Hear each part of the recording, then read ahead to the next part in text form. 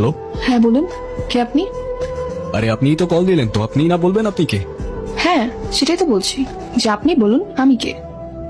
আরে আজব, আমি কিভাবে বলবো আপনি কে? চিনতে পারলে না তো আমি কে? না তো, কে আপনি? আরে আমাকে ভুলে গেছো?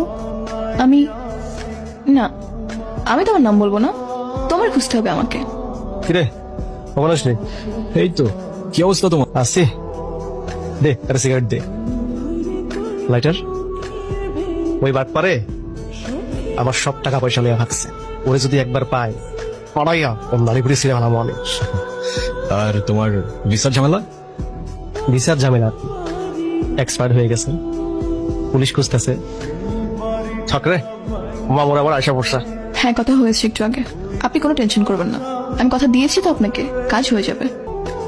এই যে দেখ তো, পছন্দ হচ্ছে তোর? হ্যাঁ সুন্দর সুন্দর, এখন আমি রাখছি। হ্যাঁ কখনো মন ভরে কথা বলতে পারি না, সারাক্ষণ ব্যস্ত।